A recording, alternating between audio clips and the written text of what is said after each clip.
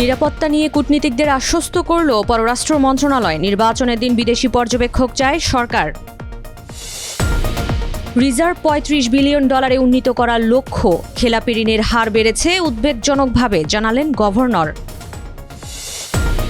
ছাত্রীনিবাস থেকে এনসিপি নেত্রীর ঝুলন্ত মরদেহ উদ্ধার। আত্মহত্যা নাকি হত্যাকাণ্ড নিশ্চিত নয় পুলিশ।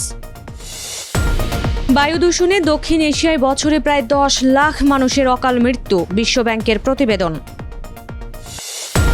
ট্রাম্পের জনপ্রিয়তায় ধস, জাতির উদ্দেশ্যে দেওয়া ভাষণে গাইলেন নিজের গুণগান।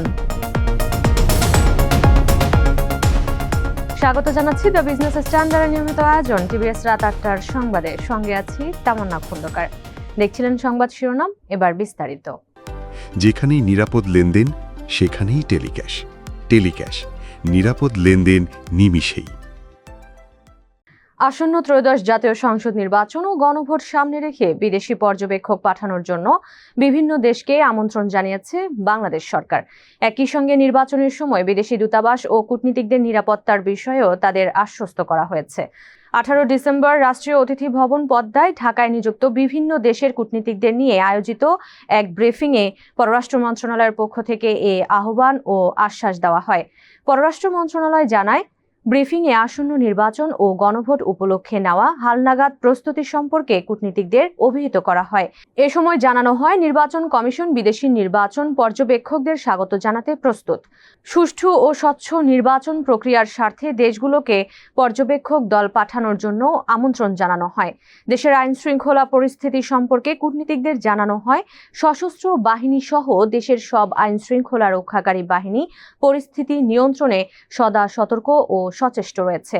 এছাড়া নির্বাচনের সময় দূতাবাসগুলোর নিরাপত্তা এবং কূটনীতিকদের ব্যক্তিগত সুরক্ষার বিষয়েও সরকারের পক্ষ থেকে তাদের আশ্বস্ত করা হয়।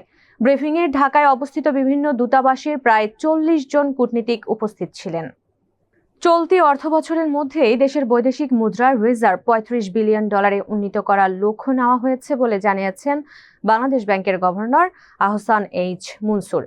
তিনি বলেন, রিজার্ভ বাড়াতে আন্তর্জাতিক ঋণদাতা সংস্থাগুলোর কাছ থেকে ধার নেওয়ার প্রয়োজন নেই। নিজস্ব উৎস থেকে রিজার্ভ বাড়াতে হবে। অর্থবছর শেষে রিজার্ভ $34 থেকে $35 বিলিয়ন নেওয়ার লক্ষ্য রয়েছে।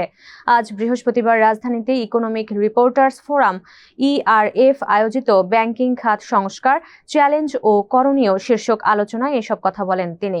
গভর্নর বলেন, আমরা একটি খারাপ অবস্থা থেকে ধীরে ধীরে উন্নতির পথে যাচ্ছি।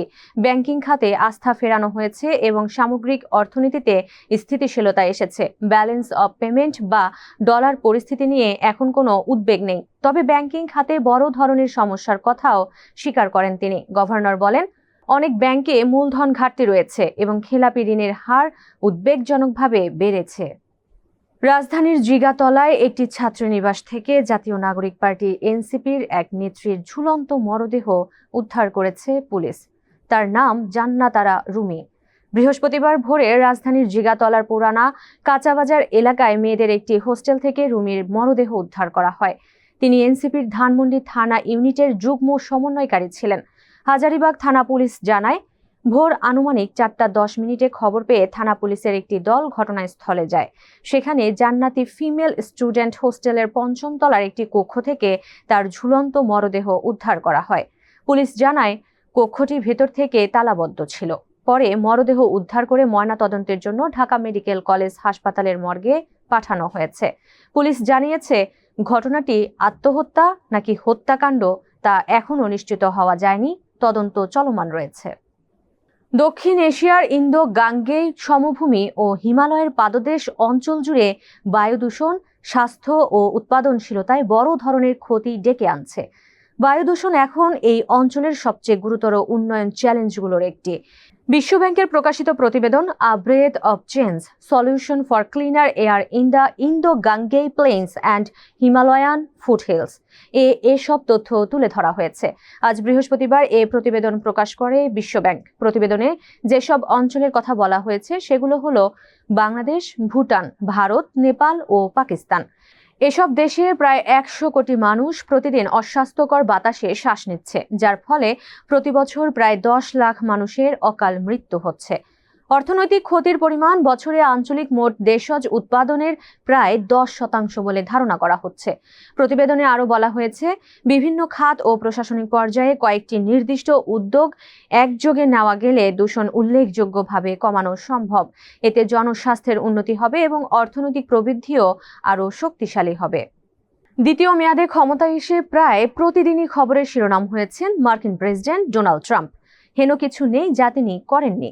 বিশ্বব্যাপী শুল্ক আরোপ করে দৌড়ের উপর রেখেছেন বিশ্ব নেতাদের। দাবি করেছেন নোবেল শান্তি পুরস্কারের। কোথাও যুদ্ধ থামানোর কৃতিত্ব নিচ্ছেন, তো কোথাও আবার যুদ্ধ বাঁধানোরও পায়তারা। এসবের ভিড়ে নিজের নির্বাচনী প্রতিশ্রুতি মূল্যস্ফীতির লাগাম টানতেই যেন ভুলে গেছেন ট্রাম্প, যার আঁচ পড়েছে তার জনপ্রিয়তায়। এ অবস্থায় মার্কিনীদের ভোলাতে হোয়াইট হাউসে জাতির উদ্দেশ্যে দীর্ঘ 18 মিনিটের ভাষণ দিয়েছেন মার্কিন প্রেসিডেন্ট। দীর্ঘ ভাষণে ট্রাম্প দাবি করেছেন মূল্যস্ফীতি নিয়ন্ত্রণে আসছে এবং নিত্যপণ্যের দাম দ্রুত কমতে শুরু করেছে। কিন্তু বাস্তবতা হলো, কিছু পণ্যের দাম কমলেও বেশিরভাগ পণ্যেরই দাম কমেনি। পলিটিকোর এক জরিপ অনুযায়ী ট্রাম্পকে ভোট দেওয়া 10 জনের মধ্যে 4 জন মনে করেন জীবনযাত্রার ব্যয় এখন সবচেয়ে খারাপ পর্যায়ে আছে। অন্যদিকে সিবিএস নিউজ বা ইউগভের নভেম্বর মাসের জরিপ বলছে, অর্থনৈতিক সংকট মোকাবিলায় ট্রাম্পের জনসমর্থন গত মার্চের তুলনায় 15 পয়েন্ট কমে 36% ঠেকেছে। দর্শক, এই ছিল টিভিএস রাত 8টার সংবাদে। এতক্ষণ সাথে থাকার জন্য ধন্যবাদ সবাইকে।